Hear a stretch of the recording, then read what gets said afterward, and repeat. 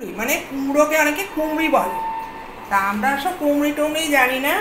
কুমড়োটাকে আমি একটু মোটা মোটা স্টেপে করেছি, তাহলে বড়াটাও ভালো হবে। একটু ভেতরটা একটু ভারী ভারী করে করেছি, আর এর মধ্যে একটু পিছন দিকটা চিড়ে নিয়েছি, যাতে একটু মোটা, যেহেতু একটু চিড়ে নিলে কী হবে ভেতরটা, এটা তো পাতলা তাড়াতাড়ি হবে, কিন্তু যারা একটু মোটা করে একটু পাতলা করে নিয়েছি। আর কুমড়ির জন্য আমি কী কী নিয়েছি, প্রথমে একটু মচমচার জন্য কর্নফ্লাওয়ার, হলুদ, বেসন, চালের গুঁড়ো, লঙ্কার গুঁড়ো, সামান্য তিল আর কালো জিরে। এর মধ্যে একটা জিনিস মেশানো হয়নি, সেটা হলো নুন। নুন ছাড়া তো আর খেতে ভালো লাগবে না। আর একটু সাথে দিচ্ছি বিট নুন, তাহলে বিট নুনটা দিলে টেস্টটা আরও বাড়ে। এর মধ্যে আমি তেলটা দিয়ে দিচ্ছি, আমি ভাজাটা ছড়ানোর প্ল্যানেই করছি। ব্যাস, তেলটাও দিয়ে দিলাম। এবার মশলাগুলো সব একসাথে মিশিয়ে নিচ্ছি। মশলাগুলো মিশিয়ে নিলে কি হবে, জিনিসটা ভালো হবে। এটা কিন্তু ঘন ব্যাটার তৈরি হবে। ব্যাস, সব মেশানো হয়ে গেছে। এর মধ্যে আমি আগে জল দিয়ে দিচ্ছি, বেশি জল দিচ্ছি না। প্রথমে একটু ঘন ব্যাটারের জন্য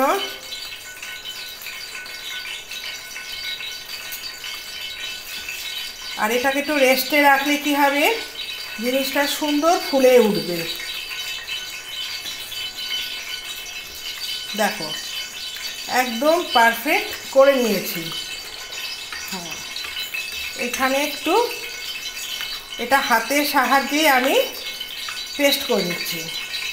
এর মধ্যে যদি একটু গরম তেল দেওয়া যায়, জিনিসটা আরও মচমচে হবে। তেলটা আমি গরম বসিয়ে দিয়েছি,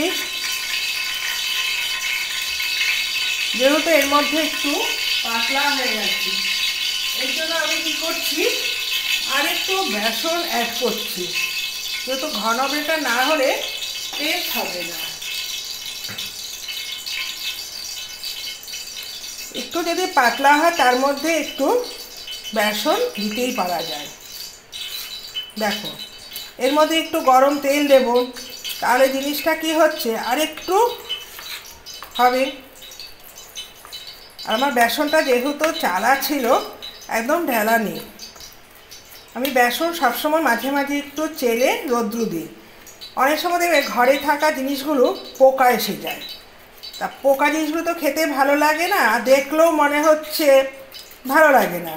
পয়সা দিয়ে জিনিস কিনবো, দোকানদারকেও দোষ দেওয়া যায় না। এক প্রান্ত থেকে অন্য প্রান্ত, বিভিন্ন প্রান্তে ঘোরাঘুরি করছে, আবার ঘরেও রাখছি। যাই হোক, এর মধ্যেই আমি একটু অয়েল দিয়ে দিচ্ছি, গরম তেল। গরম তেলের জন্য এই যে 2 চামচ তেল দিয়ে দিলাম। আমার এটা হয়ে গেল। 2 চামচ তেলও দিয়ে দিলাম। যে কোনো ভাজা করতে গেলে যদি একটু তেল দেওয়া যায়, জিনিসটা আরও ভালো হয়। ব্যাস, এবার আমার হয়ে গেছে, তেলও গরম হয়ে গেছে, এটাও সুন্দর হয়ে গেছে। এইবার এর মধ্যে ভালো করে আমি দিয়ে দিলাম। আর ভাজা যখনই করবে সবসময় মনে রাখবে, এটা কিন্তু তেল গরম করে লো ফ্লেমে করতে হবে, তাহলে জিনিসটা, অনেকে ডোবা তেলেও করে, কোনো দরকার নেই। ভাজা যত মচমচে হবে খেতে তত বেশি ভালো লাগে।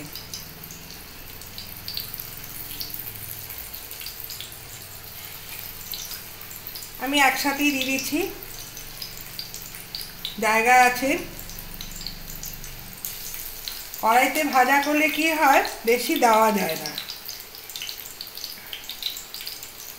এটা তোমরা মুড়ি দিয়ে খেতে খুবই ভালো লাগে, ডালের সাথে ভালো লাগে।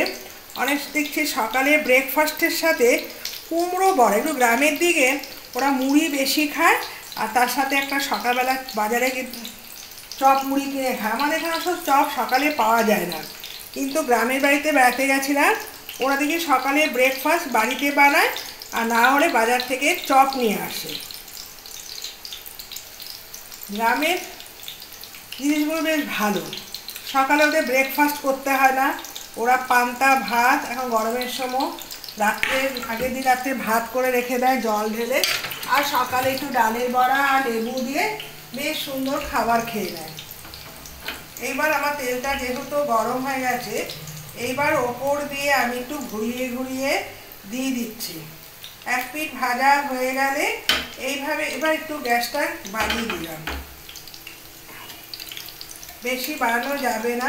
একটু কালারটা এই দেখো, দেখেছো সুন্দর কালার এসে গেছে। এবার আরেক পিঠ উল্টিয়ে দেব,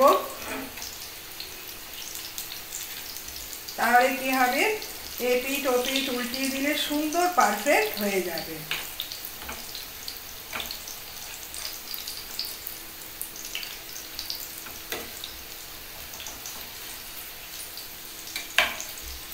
এবার উল্টিয়ে দিলাম অপর পিঠ ভাজা হওয়ার জন্য।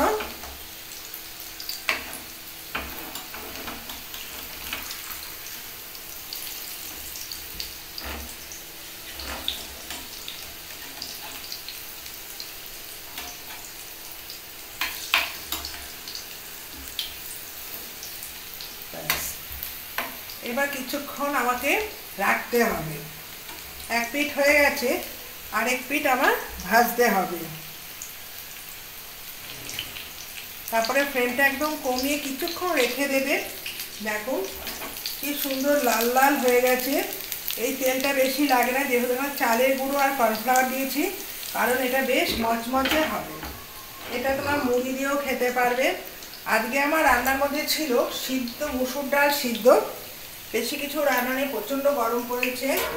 আর করেছি লাউয়ের খোসা তরকারি, আর বেশি কিছু রান্না করিনি, কেননা এই কুমড়ো ভাজা দিয়ে একটা ডাল হলে আর কিচ্ছু দরকার নেই। আর সঙ্গে লেবু আছে, তার জন্য লেবুর রস দিয়ে ডাল দিয়ে বেশ ভালোই লাগে। তাহলে মুসুরির ডাল সিদ্ধ আর লাউয়ের খোসা, ব্যাস। এটা এপিঠ ওপিঠ লাড়িয়ে লাল লাল করে ভাজা হলে আমার কমপ্লিট। আর তিলটা কি সুন্দর ওপর দিয়ে কালো জিরে আর তিলটা যেহেতু ভেসে আছে, দেখতেও বেশি ভালো লাগে। এই বারবার এই তেলের মধ্যে একটু উল্টিয়ে পাল্টিয়ে দেখতে হবে পারফেক্ট মচমচে হচ্ছে কি না। যেহেতু আমি তেলের পরিমাণটা কমিয়ে দিয়েছি, তাও তোমাদের উল্টিয়ে পাল্টিয়ে আরেকবার দেখিয়ে দিচ্ছি। এক পিঠ হয়েছিল,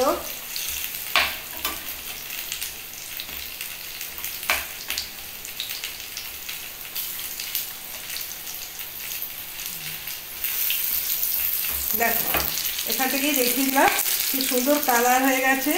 আর এখানে শুকনো লঙ্কা ভাজা দিয়ে তেল দিয়েও তোমরা ভাত খেতে পারবে, বড়া ভাজা দিয়ে। ঠিক আছে, তোমরা সঙ্গে থেকো।